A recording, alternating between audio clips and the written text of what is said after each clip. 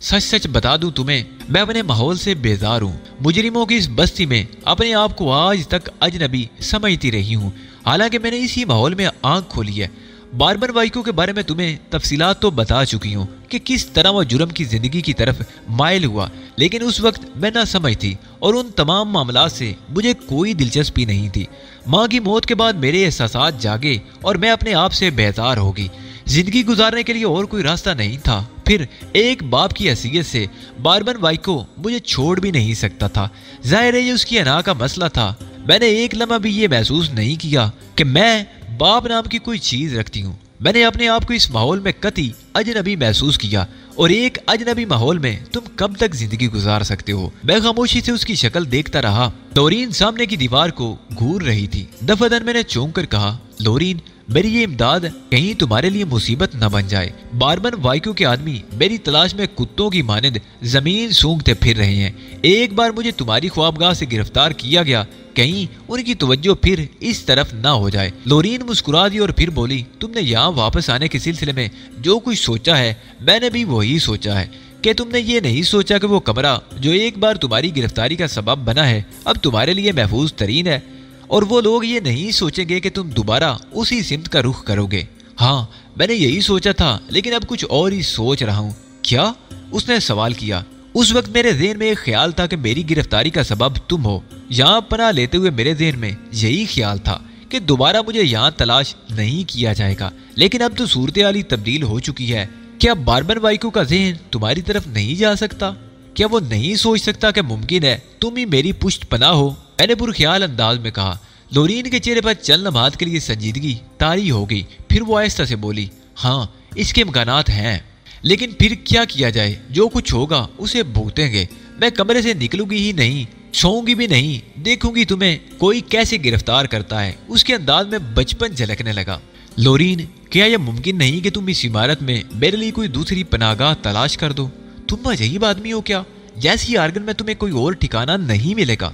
अपने दुश्मनों के दरमियान रहना चाहते हो? किस्सा क्या है? मैं तो ये सोच रही थी कि मुनासिब मौका मिलते ही तुम्हें यहाँ से निकाल दूंगी और तुम को यहाँ रहने के ख्वाहिशमंद हो। लोरीन के सवाल पर लम्हा भर में सोचता रहा और फिर गहरी सांस लेकर बोला, हाँ लोरीन, मैं यहाँ से अपना मकसद हासिल करने के बाद निकलना चाहता हूँ। क्या मकसद है तुम्हारा?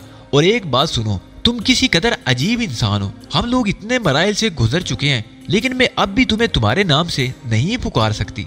पहले भी मैंने तुमसे तुम्हारा नाम पूछा था, लेकिन शायद तुम बहुत मोहतात इंसान हो। नहीं लोरीन, ये बात नहीं। तुम मुझे हाम के नाम से पुकार सकती हो। अब ये तो बताओ तुम्हारी आमद का मकसद क्या है? बार बार वजाहत करते हुए गुस्सा आने लगता है। हालांकि मैं तुमसे कह चुकी हूँ कि अपनी माँ के कातिल से मुझे कोई दिलचस्पी नहीं। मैं बार्बन वाइको के दुश्मनों की दोस्त हूँ और उसी जज्बे ने मुझे तुम्हारी मदद करने पर मजबूर किया था। लोरीन, मैं बार्बन वाइको के एक गरीब विलार्डी वाइन का नुमाइंदा हूँ और प्लेटिनियम पॉइंट नामी एक केस पर बार्बन वाइको से सौदेबाजी करने आया था, लेकिन बार्बन ने बदअदी करते हुए मुझे गिरफ्तार करके हलाक करने की कोशिश की। बार्बन वाइको से मुझे प्लेटिनियम पॉइंट के बारे में कुछ दस्तावेजात दरकार हैं। क्या तुम इस सिलसिले में भी मेरी कुछ मदद कर सकती हो? सिर्फ उस हद तक कि तुम्हें उस वक्त तक यहाँ महफूज रखूं जब तक कि तुम अपने मकसद में कामयाब ना हो जाओ। मैं खुद भी तुम्हारे साथ ये खतरा मोल लेना चाहती हूँ। जरा अपने आप को भी तो आजमाओ, देखूं कि बार्बन वाइको मुझे किस हद तक बर्दाश्त कर सकता है। जुर्म के रास्तों पर चलते हुए अगर उसका सीना बिल्कुल ही स्याह हो गया है तो क्या यह बेहतर नहीं होगा कि मैं भी अपनी माँ की तरह उसी के हाथों कत्ल हो जाऊं? हाँ, मैं कोई फैसला चाहती हूँ, कोई ऐसा फैसला जो या तो मुझे जिंदगी बख्श दे या फिर मौत। उसने उलझे हुए अंदाज में कहा। मेरे ज़हन के कुछ हिस्से रोशन हो गए। इसमें कोई शक नहीं था कि अपने मकसद की तकमील के लिए मैंने हर जज्बाती तस्वुर को नज़रअंदाज कर दिया था। 12 ऐसे मौके आए थे जब जज्बात के धारे मेरे पाँव की जंजीर बने थे, लेकिन मैंने हमेशा अपने मिशन को मद्देनजर रखते हुए उनसे दामन बचाया था।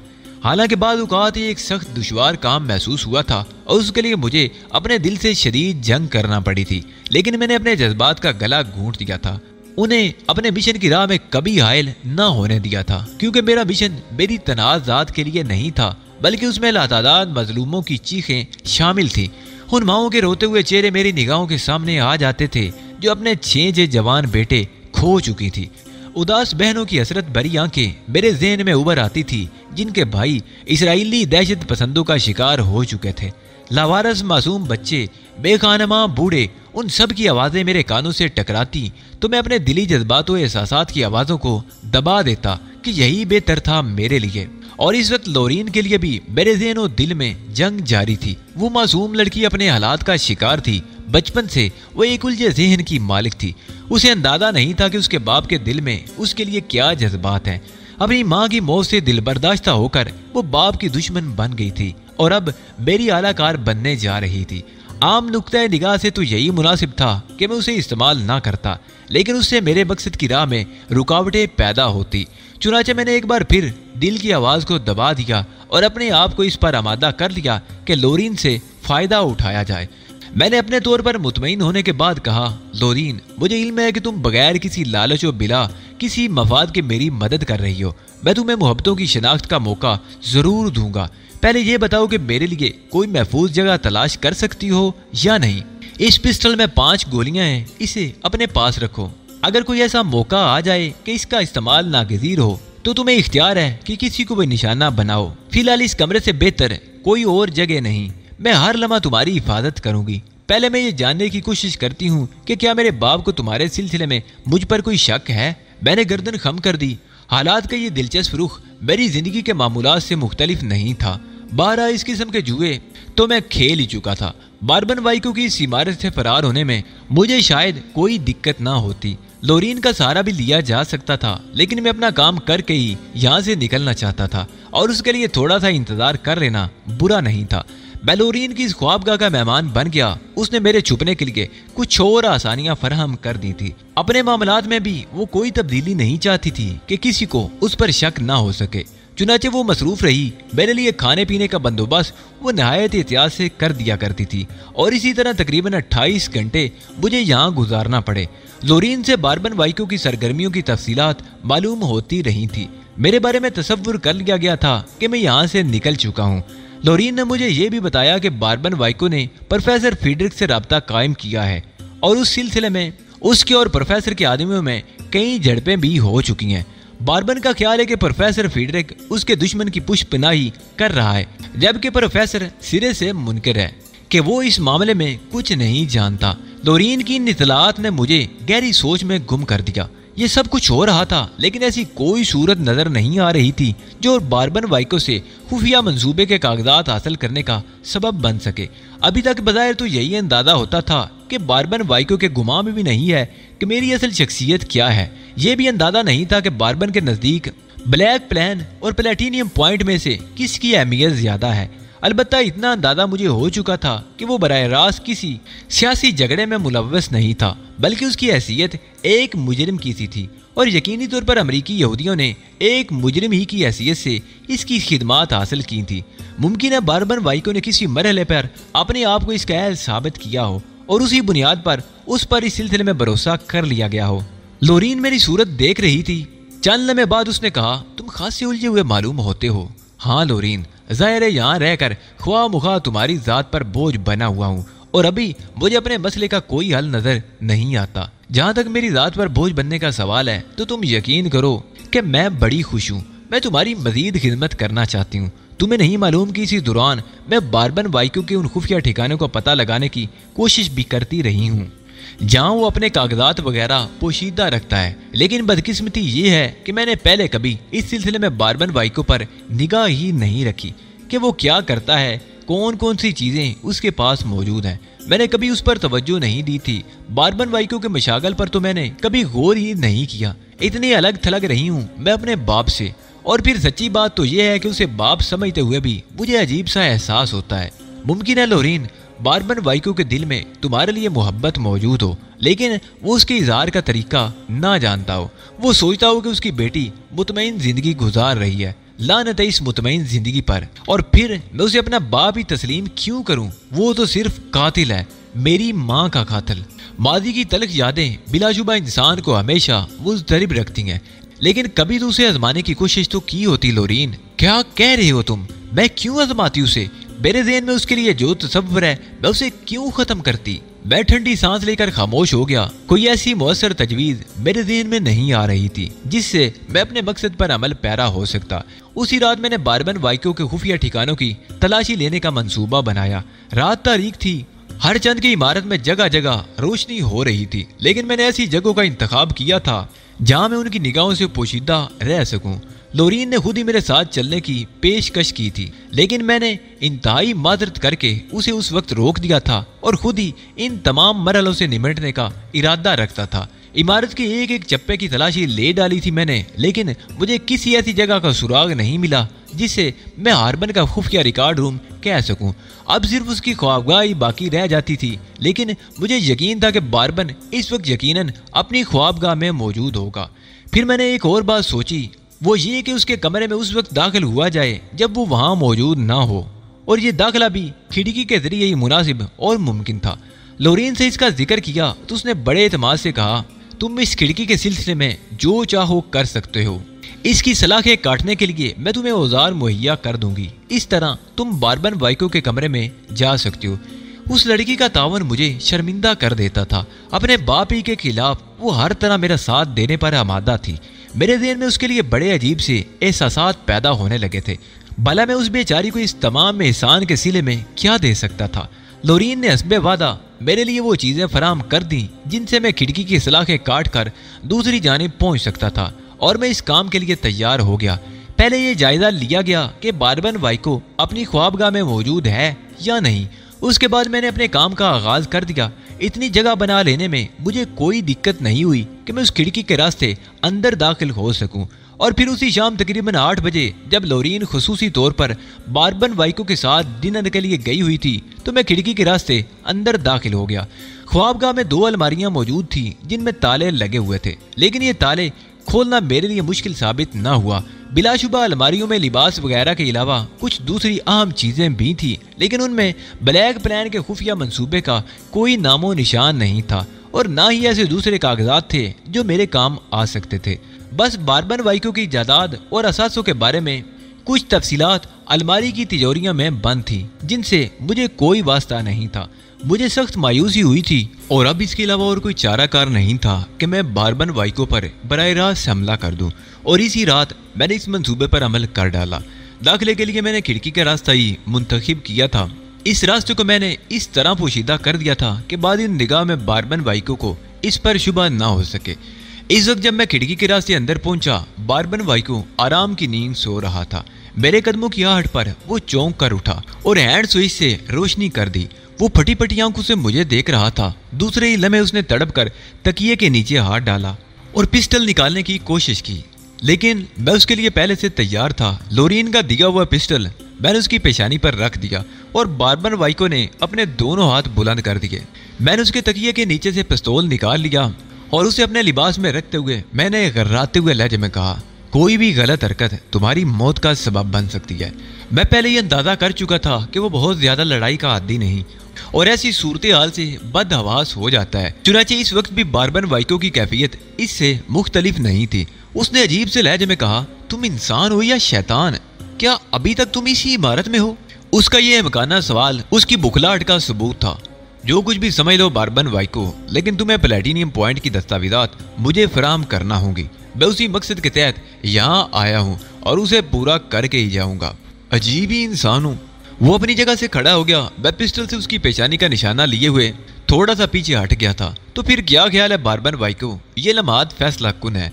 खामोशी से दस्तावेजात मेरे हवाले कर दो, वरना फिर तुम्हारी मौत की इतला विलाडन वाइन के लिए काफी हौसला अफजा होगी और तुम्हारी मौत के बाद सही मायनों में प्लेटिनियम पॉइंट केस खत्म ही हो जाता है। और नहीं, ऐसा नहीं हो सकता।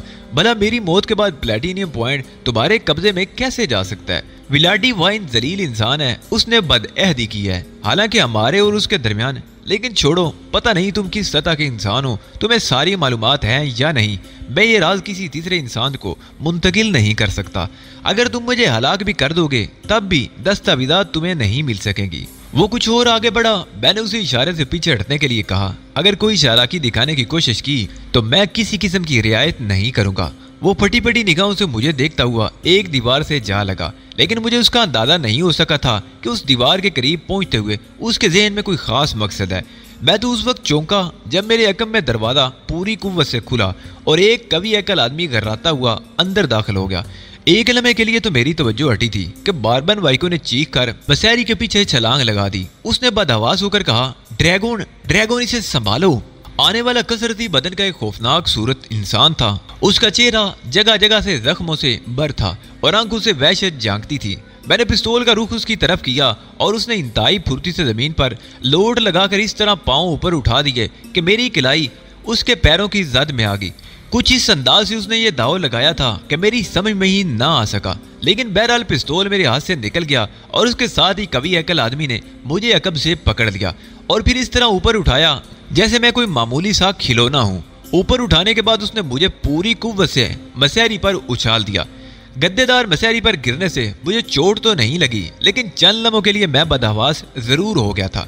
उस वक्त बारबन वाइको ने मसैरी के पीछे से मेरी टांग पकड़ ली और मैं एक बार फिर बुरी तरह गिर पड़ा, जबकि मैं पलटकर उस कवि अकल शख्स पर हमलावर होने की कोशिश कर रहा था। लेकिन टांग पकड़ लेने की वजह से मेरी जिद्दोजहद नाकाम हो गई और कवि अकल शख्स ने एक बार फिर मेरे ऊपर छलांग लगा दी। इस बार उसने मेरी अंसली पर हाथ डालकर मुझे जमीन से ऊपर उठाया था। मुझे अपनी अंसली की हड्डियां टूटती हुई महसूस हुई थी, लेकिन फिर ना जाने क्या हुआ, कवि अकल शख्स के मुंह से एक करा निकली और दूसरे ही लम्हे उसके हाथों से पिस्तौल छूटकर नीचे गिर पड़ा। खिड़की के रास्ते लोरीन अंदर आ गई थी और उसने फल काटने वाली लंबी छुरी कवि अकल शख्स की पुश्त में पेवुस्त कर दी थी। कवि अकल शख्स ने घूमकर लोरीन को देखा और फिर शदीद जख्मी होने के बावजूद मुअद्दब हो गया। लोरीन बुरी तरह बदहवास हो गई थी, उसका चेहरा बिगड़ा हुआ था। बारबन वाइको मसैरी के नीचे से निकल आया और उसने गर्राते हुए लहजे में कहा, लोरीन तुम कहां से आ गई? वो मैं। लोरीन के मुंह से कोई बात नहीं निकल सकी, लेकिन उसी वक्त मुझे मौका मिल गया। मैंने झपटकर पिस्तौल उठाया और दूसरे ही लम्हे लोरीन की गर्दन मैंने दबोच ली और उसे अपने करीब कर लिया। पिस्तौल की नाल मैंने लोरीन की कनपट्टी कर रखकर बारबन वाइको से कहा, वाइको अगर तुमने मजीद कोई हरकत की तो तुम्हारी ये बेटी हमेशा के लिए तुमसे रुखसत हो जाएगी। लोरीन ने मुतैराना निगाहों से मुझे देखा और मैंने गैर महसूस अंदाज में उसे इशारा कर दिया। मकसद यही था कि इस सिचुएशन को इसी तरह बरकरार रहने दे और इसमें कोई तब्दीली ना पैदा करे। और लोरीन शायद मेरा मकसद समझ गई थी। उसने बर्राए हुए लहजे में कहा, डैडी मैं समझी थी कि ये आदमी आपको उठाए हुए हैं, मैं आपकी मदद को अंदर आ गई थी। कवि अकल शख्स ने अपनी पूंछ से छुरी खींच ली थी और उससे खून टपक रहा था, मगर उसका वक्त के चेहरे पर जरा भी करब या बेचैनी के आसार नहीं थे। वो अब भी उसी तरह खूनख्वार निगाहों से मुझे घूर रहा था, लेकिन बारबो वाइको के अंदाज में मैंने तब्दीली महसूस की। वो परेशान निगाहों से इस सारे मंजर को देख रहा था और यूं महसूस होता था जैसे उसका दिमाग माउफ हो गया हो। उसने ये सोचने की भी कोशिश नहीं की थी कि लोरीन आखिर इस खिड़की के रास्ते अंदर कैसे आ गई। कवि अकल शख्स अपने खून में डूबी हुई छुरी लहरा रहा था और उसके दांत भिंचे हुए थे। इससे कहो बारबन वाइको के बाहर निकल जाए और इस तरफ का रुख ना करे, वरना तुम इस लड़की से हाथ धो बैठोगे। मैं सिर्फ 3 तक गिनता हूँ और उसके बाद मैं फायर कर दूंगा। मैंने पिस्तौल की नाल लोरीन की कनपट्टी पर दबाते हुए कहा। बारबन वाइको ने मुजरिबाना अंदाज में हाथ उठाते हुए कहा, नहीं नहीं, इसे कोई नुकसान ना पहुंचाओ। उसके लहजे में एक ऐसी बेचैनी थी कि मैं हैरान रह गया। लोरीन भी चौंक कर उसे देखने लगी थी। उसने कवि अकल शख्स से कहा, जाओ बाहर चले जाओ, अपने जख्म का इलाज करो। खबरदार किसी को इस बारे में बताने की जरूरत नहीं। जाओ आराम करो और इधर का रुख ना करना। लोरीन के जिस्म को एक झटका सा लगा और अचानक मुझे उसके हाथ पांव सुन्न होते हुए महसूस हुए। बारबन वाइको आगे बढ़ आया। सुनो सुनो हाम, सुनो, इसे कोई नुकसान ना पहुंचाना, इसे कोई नुकसान ना पहुंचाना। कवि अकल शख्स बाहर निकल गया तो मैंने बारबन वाइको को हुक्म दिया कि वो दरवाजा बंद कर दे। बारबन वाइको ने मेरे इस हुक्म की भी तामील की थी। वो बुरी तरह बदहवास नजर आ रहा था। इसे छोड़ दो। मैं उसके लहजे में एक अजीब सी कैफियत झलक रही थी। लोरीन ने निगाहें उठाकर मुझे देखा। उस पर मदहोशी की सी कैफियत तारी थी और मैं एक दूसरे अंदाज में सोच रहा था। ये तो खेल ही मुख्तलिफ हो गया। बारबन वाइको के दिल में लोरीन के लिए मोहब्बत मौजूद थी या फिर किसी खास जज्बे के तहत इस वक्त ये मोहब्बत उभर आई थी। मैंने उसे पायदार बनाने के लिए कुछ और फैसले किए और फिर मैं आहिस्ता से बोला, सुनो बारबन वाइको, मैं प्लेटिनियम पॉइंट के वो तमाम कागजात चाहता हूँ जो तुम्हारे पास मौजूद हैं और इस वक्त मैं अपनी जिंदगी की ये आखिरी बाजी खेल रहा हूँ। मैंने शदीद मुश्किलात के आलम में ये लम्हात गुजारे हैं। अब ज्यादा वक्त तुम्हें नहीं दे सकता। इस लड़की को लेकर मैं तुम्हारी उस अजियत गाह में जा रहा हूँ जिसमें एक बार तुमने मुझे अजियतें दी थी। मैं उसके साथ वही सलूक करूंगा जो तुम मेरे साथ कर रहे थे। किसी को इतला दिए बगैर, कोई चाल चले बगैर उन दस्तावेजात के साथ मेरे पास पहुंच जाओ। अगर तुमने 15 मिनट के अंदर मेरी हदायत पर अमल ना किया तो मैं अपनी जिंदगी का आखिरी खेल खेलूंगा। मैं इसे हलाक कर दूंगा और यहाँ से निकल जाने की कोशिश करूंगा और ये मेरा आखिरी फैसला है। बार्बन वाइको, मैंने पीछे हटते हुए कहा। बार्बन वाइको के मुंह से कोई आवाज नहीं निकली थी। दरवाजे के करीब पहुंचकर मैंने दरवाजा खोला और लोरीन को लिए हुए बाहर निकल आया। मुदाखलत करने वाला कोई नहीं था। उस अजियत गाह का रास्ता मुझे मालूम था जहां मुझे अजियतें दी गई थी। चुनाचे मैं लोरीन को लिए हुए उस कमरे में आ गया। मैंने दरवाजा अंदर से बंद कर लिया। लोरीन फटी फटी निगाहों से ये तमाम कार्रवाई देख रही थी। मैंने पिस्टल उसकी पेशानी से हटाते हुए मादरत अमेज अंदाज में कहा, सॉरी लोरीन, तुम्हें यकीनन इस बात का अंदाजा होगा कि ये सब कुछ मैंने तुम्हारे खिलाफ नहीं किया। लोरीन कुछ ना बोली। वो अजीब से अंदाज में मेरी शक्ल देख रही थी। लोरीन, बार्बन वाइको का ये रूप तुम्हें अजीब नहीं लगा? बेहद अजीब, बहुत ही अजीब। लेकिन क्या ये सच था? क्या ये हकीकत थी? मुझे माफ करना लोरीन, पता नहीं तुम्हें इस बात से खुशी होगी या अफसोस कि इस वक्त मैंने बार्बो वाइको के चेहरे पर एक बाप की शफकत और तड़प देखी है। बाप ही की तरह नहीं, एक माँ की तरह वो तुम्हारे लिए बेचैन हो गया था और उसने अपने तमाम मफादात तुम पर कुर्बान कर दिए थे, वरना उसका कभी एकल मुलाजम इस वक्त मेरे लिए खतरनाक हो सकता था। हाँ, ये सब क्या है? लोरीन, शायद तुम दोनों के दरमियान शीशे की एक दीवार हायल थी। तुम दोनों में से किसी ने दीवार के दूसरी तरफ देखने की कोशिश ही नहीं की। मुमकिन है ये बार्बन वाइको का मिजाज हो कि वो तुम्हारी तमाम तर मोहब्बत सिर्फ अपने सीने में रखता हो और उसने कभी तुम पर इसका इजहार ना किया हो। तुमने कहा था ना कि ये एक बाप की अना का सवाल था कि वो तुम्हें छोड़ना नहीं चाहता। लेकिन लोरीन, इस वक्त के वाक़े ने ये बात साबित कर दी है कि ये अना नहीं बल्कि एक बाप का प्यार था। मैं अपने तमाम तर मफादात कुर्बान कर सकता हूँ लोरीन, तुम्हारे इन एहसानात के सिले में जो तुमने मुझ पर किए। लेकिन ये बात कहते हुए ना मैं तुम्हें कोई धोखा दे सकता हूँ और ना देना चाहता हूँ कि तुम्हारा बाप सिर्फ तुम्हारा बाप है और उसके बाद वो मुजरिम बार्बन वाइको है। मैं नहीं जानता कि तुम्हारी माँ का कत्ल किन वजूहात की बिना पर हुआ था, लेकिन कम अज कम तुम्हारी अपनी शख्सियत बेसहारा नहीं।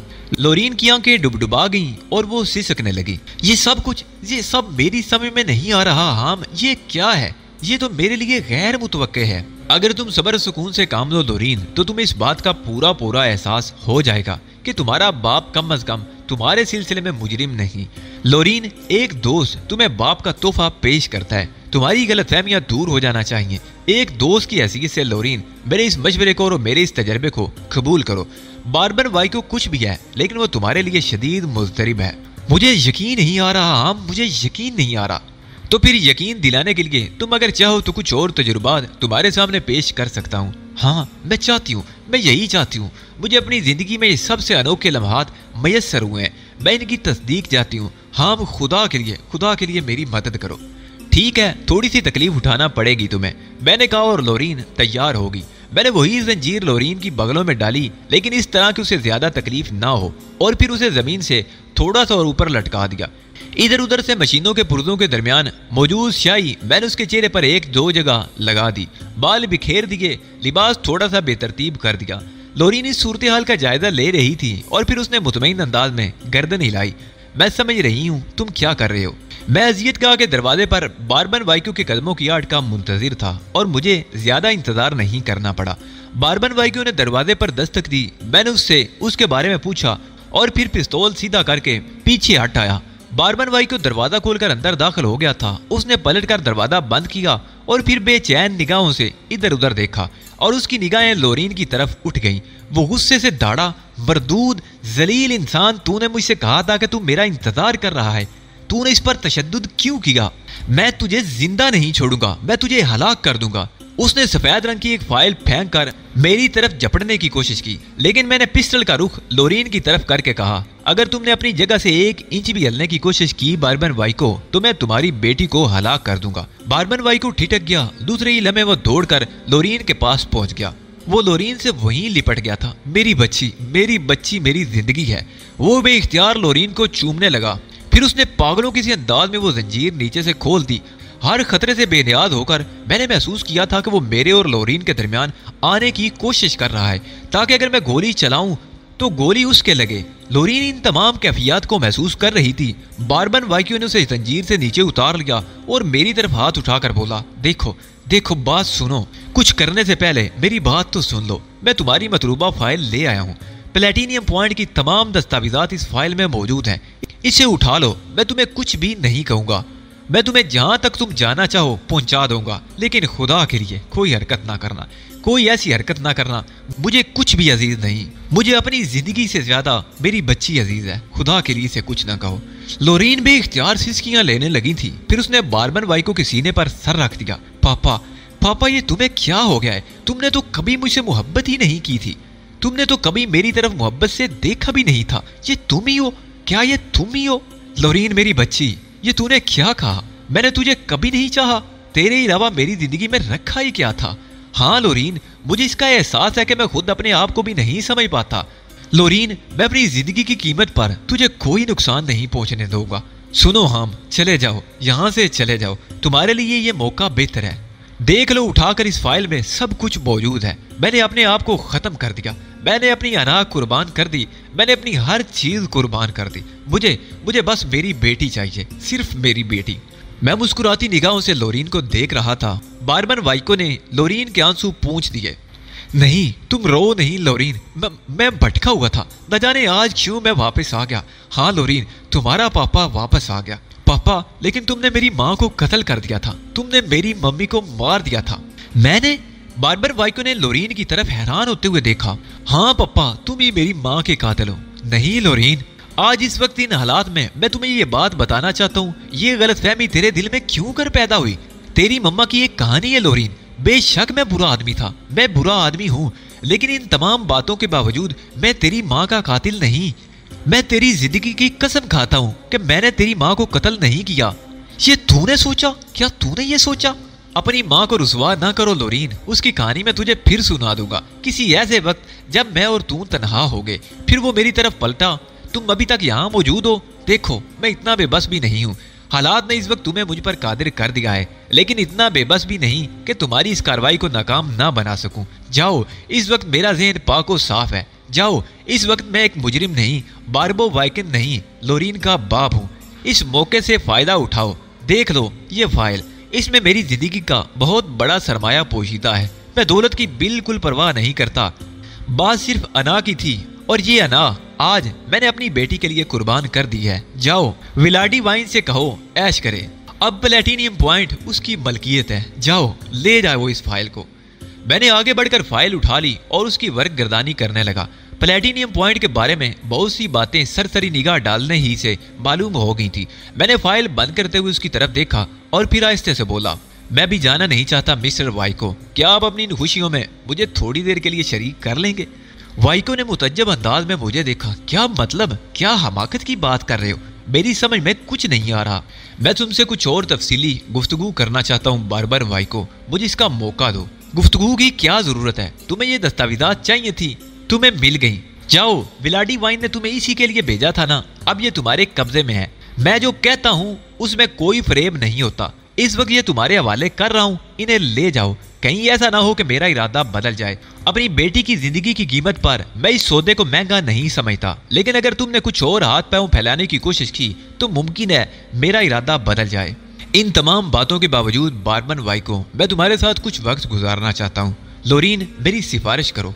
लोरीन ने चौंक कर मुझे देखा, एक लम्हा सोचती रही, फिर अपने बाप से बोली, पप्पा सुन लीजिए ना, क्या कहना चाहते हैं ये? बारबन वाइको ने परेशानी से गर्दन झटकी और फिर मुंह बनाकर बोला, आओ मेरे साथ आओ।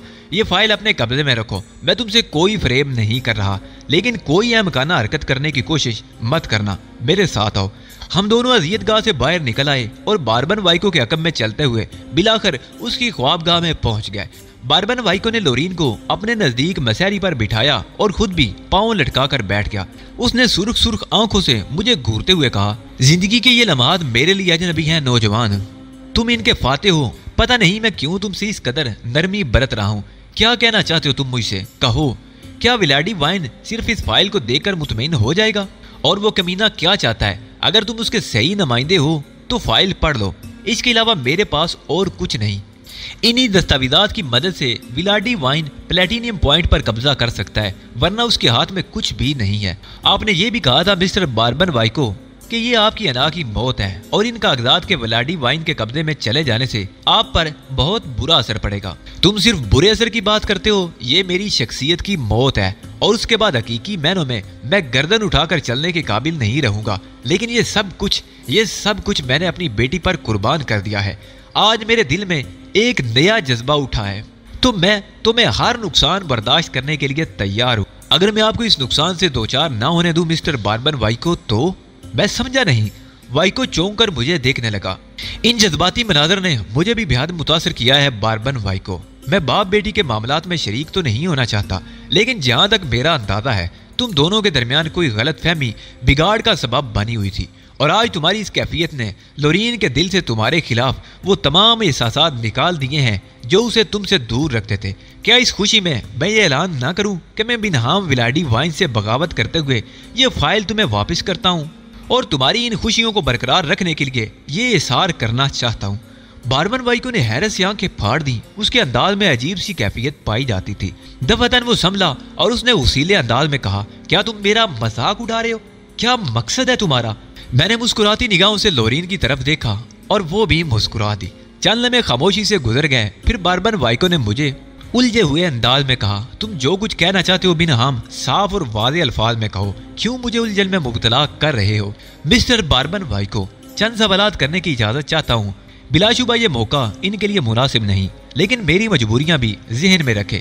क्या सिर्फ प्लेटिनियम पॉइंट का मामला आपके लिए इस कदर अहमियत रखता है कि आप इसमें नाकाम होकर अपनी शख्सियत मुर्दा तस्वर करें, या दूसरे ऐसे मामलात भी आपके लिए अहमियत रखते हैं? दूसरे ऐसे मामलात से तुम्हारी क्या मुराद है? मसलन ब्लैक प्लान, मैंने कहा, और बार्बन वाइको के बदन को जोर का झटका लगा। Black plan? तुम उसके बारे में क्या जानते हो? उसने बुखलाए हुए अंदाज में कहा, वही सब कुछ जो मैं प्लेटिनियम पॉइंट के बारे में जानता हूँ। मैंने जवाब दिया और बार्बी वाइको हैरान निगाहों से मुझे देखने लगा। तुम बहुत खतरनाक इंसान हो बिनहाम, उसने मुझे गौर से देखते हुए कहा। क्या तुम ब्लैक प्लान के सिलसिले में भी मुझे ब्लैक करने के ख्वाहिशमंद हो? अगर मैं तुमसे पूछूं बार्बन वाइको कि ब्लैक प्लान और प्लेटिनियम पॉइंट में से कौन सा मंसूबा तुम्हारे लिए ज्यादा अहमियत रखता है, तो क्या तुम मुझे उसका जवाब दोगे? ब्लैक प्लान के बारे में तुम क्या जानते हो, पहले मुझे ये बताओ। बार्बन वाइको ने मुझे घूरते हुए कहा, फलस्तीनियों के खिलाफ इसराइली मंसूबा जो फलस्तीनियों को शदीद नुकसान पहुंचा सकता है, और जिसके लिए तुम लोगों का ख्याल है कि अभी ये मंसूबा काबिल अमल नहीं, वही मंसूबा जिसके लिए माइकल जोशर से तुम्हारी गुफ्तगू होती रही है। मैंने जवाब दिया। वो साकत रह गया था, उसका चेहरा सुर्ख हो गया, खासी जानी कैफियत का शिकार नजर आता था। फिर उसने खुश होंठों पर जबान फेरते हुए लोरीन की तरफ देखा और बोला, लोरीन तुम अपनी ख्वाबगाह में जाओ, मैं जरा इस शख्स से गुफ्तगू कर लूं। नहीं पापा, मैं आपके साथ ही रहूंगी, मैं इन लम्हों के तिलिस्म को खोना नहीं चाहती, लोरीन ने जिद करते हुए कहा। बार्बन वाइको ने फिर मेरी तरफ देखा और परेशान लहजे में कहा, बिनहाम क्या विलाडी वाइन प्लेटिनियम पॉइंट के मंसूबे के अलावा कुछ और ऐसे मामलात पर भी काम कर रहा है जिसका ताल्लुक मुझसे है? क्या तुम इस बात का जवाब देना पसंद करोगे? हाँ क्यों नहीं मिस्टर वाइको, लेकिन अगर मैं आपसे ये अर्ज करूं कि प्लेटिनियम पॉइंट के मंसूबे के अलावा जो कुछ भी है उसका ताल्लुक सिर्फ मेरी ज़ात से है, तो आपके तासरात क्या होंगे? मुझे इत्मीनान होगा क्योंकि विलाडी वाइन मेरा हुरीफ है, और मैं हरगिज़ ये पसंद नहीं करूंगा कि वो मेरी जिंदगी के हर राज से पूरी वाकफियत रखता हो। तो फिर यूं समझ ले मिस्टर वाइको कि इस सिलसिले में विलाडी वाइन का कोई ताल्लुक नहीं हूँ। तब तुम क्या चाहते हो? बार्बन वाइको ने पूछा। मुझे सबसे पहले अपने सवाल का जवाब चाहिए। मैंने तुमसे पूछा था मिस्टर वाइको कि अगर तुमसे कहा जाए कि प्लेटिनियम पॉइंट की इस दस्तावेजी फाइल के बजाय तुम मुझे ब्लैक प्लान का वो खुफिया मंसूबा दे दो जिसका कुछ हिस्सा ग्रीन लार्ड के जेम्स पोकर के पास था, तो क्या तुम उस पर खुशी से तैयार हो जाओगे? क्यों नहीं, क्यों नहीं, बार्बन वाइको ने बेइख्तियार कहा और फिर संभल कर बोला, मैं शायद तुम्हारा मकसद समझ रहा हूँ। वो खुद ब खुद मुस्कुरा दिया। तुमने क्या समझा बार्बन वाइको? मैंने पुरलुत्फ अंदाज में पूछा। प्लेटिनियम पॉइंट के मामला सिर्फ विलाडी वाइन से मुतल्लिक हैं, जबकि तुमने कहा कि ब्लैक प्लान का मंसूबा तुम्हारी अपनी ज़ात से ताल्लुक रखता है। मैं किसी भी कीमत पर विलाडी वाइन से शिकस्त मानने के लिए तैयार नहीं हूँ। यकीनन तुम्हारे जहन में यही ख्याल होगा कि प्लेटिनियम पॉइंट के केस की बजाय ब्लैक प्लान का मंसूबा हासिल करके तुम अपने तौर पर दौलत कमा सको। क्यों, है ना यही बात? किसी हद तक मिस्टर वाइको, मैंने जवाब दिया। मुकम्मल तौर पर क्यों नहीं? हद से तुम्हारी क्या मुराद है? क्या आप ये बता सकेंगे मिस्टर बार्बन वाइको कि ब्लैक प्लान के मंसूबे के मुतल्लिक आपके लिए अपने तासरात क्या हैं? सिर्फ कारोबारी या इसकी कोई जज्बाती नोयत भी है? इसकी तफसील मैं तुम्हें नहीं बता सकता। ब्लैक प्लान के तमाम कागजात तुम्हारे हवाले किए जा सकते हैं, तुम जानो और तुम्हारा काम। मेरा ताल्लुक ब्लैक प्लान के सिलसिले में जिन लोगों से है मैं उनके बारे में तुम्हें नहीं बता सकता, और अगर मैं उनके बारे में बता दूं तो? मैंने कहा और वाइको चौंक कर मुझे देखने लगा। चलो बता दो, उसने कहा। एक नाम तो मैं अपने सामने ले ही चुका हूँ, माइकल जोशर। दूसरा नाम यकीनन आपके लिए सिनसनी खेज होगा। माइकल जोशर एक यहूदी आलम था। अमरीकी यहूदियों की एक पूरी जमात फ़लस्तीन के खिलाफ मंसूबा बंदी में पूरी तरह हिस्सा लेती है और उसके आलाकार तुम जैसे बेशुमार अफराद होंगे। मैं समझता हूँ मिस्टर बारमन वाइको कि इस सिलसिले में तुम्हारा ताल्लुक ओली वावर्ड से भी होगा। क्या मेरा ख्याल ये गलत है? वाइको के चेहरे की हालत देखने की काबिल थी। वो चंद में मुझे घूरता रहा, फिर दोनों हाथों से अपना सर पकड़ दिया। तुम आखिर हो क्या चीज? क्या जानते हो तुम? तुम्हारी मालूमात की कोई इंतहा है या नहीं? मिस्टर बारमन वाइको, तमाम तफसीलात आपको परेशान किए बगैर आपके गोश गुजार कर दी जाएंगी, लेकिन उससे कबल एक काम जरूरी है। क्या? बारमन वाइको ने पूछा। मुझे अपने दुश्मनों की फहरिस्त से निकालकर दोस्तों की फहरिस्त में शामिल कर लें, मैंने जवाब दिया और बारमन वाइको अजीब से अंदाज में मुझे देखने लगा। उसी वक्त लोरीन ने मुदाखलत की। पप्पा, इनकी वजह से मुझे मेरे खोए हुए पप्पा मिले हैं, मुझे मेरी जिंदगी मिली है। वरना पप्पा आप यकीन करें कि आपकी बेइतनाई ने मुझे खुदकशी की तरफ माइल कर दिया था। पप्पा, आज हम दोनों के जज्बात जागे हैं, मुझे जिंदगी का सुकून मिला है और शायद आपको भी। तो क्यों ना इस खुशी में हम मिस्टर हाम की ये बात मान लें। वाइको ने गहरी सांस लेकर गर्दन हिलाते हुए कहा, सुनो नौजवान हाम, विलाडी वाइन के नुमाइंदे की हैसियत से मैं तुम्हारा बदतरीन दुश्मन हूँ, लेकिन ये शायद मेरी जिंदगी में बहुत सी तब्दीलियों की राहत है। मैं तुम्हारी तरफ दोस्ती का हाथ बढ़ाता हूँ और इसमें कोई खोट नहीं। आने वाला वक्त मेरे अल्फाज की तस्दीक करेगा। उठो और मुझसे हाथ मिलाओ। वो खुद भी अपनी जगह से उठ खड़ा हुआ। मैंने आगे बढ़कर गर्मजोशी से बारमन वाइको का हाथ अपने हाथ में ले लिया था। हम दोनों एक दूसरे की आंखों में देखते रहे थे। फिर मैंने कहा, जुआ खेलने के शौकीन तुम ही नहीं हो बारमन वाइको, मैं भी हूँ। मेरे दाव ज्यादा बड़े होते हैं। मैं बाज़ औक़ात अपनी ही नहीं बल्कि बेशुमार अफराद की जिंदगियां दाव पर लगा देता हूँ। हार जीत के तसव्वुर के बगैर ये दोस्ती भी एक किस्म का जुआ ही है, लेकिन मैं दाव लगा चुका हूँ और जो चीज मैं आगे बढ़ा देता हूँ उसे वापस लेने का ख्वाहिशमंद नहीं होता। तो फिर यही अल्फाज बारमन वाइको की तरफ से भी तसव्वुर करो। मेरे सबसे बड़े दुश्मन के नुमाइंदे तुम मेरे दोस्त हो और तुम्हारी दोस्ती की वजह से अगर मुझे अपने बहुत से मफादात कुर्बान करना पड़े तो मैं इनसे गुरेज नहीं करूंगा। ठीक है, तो फिर हम इस गुफ्तगू को सुबह तक मुलतवी कर देते हैं। खलश छोड़ दोगे मेरे दिल में? बारमन वाइको ने कहा। ये खलश मेरे दिल में भी उतनी ही रहेगी, लेकिन बेहतर यही होगा कि आज की रात तुम अपनी बेटी को उसकी तमाम उम्र की महरूमियों से दूर कर दो। अपने सीने से लगाकर उसे सुलाओ और इसकी खोई हुई माँ का लम्स वापस दे दो। खुदा हाफिज।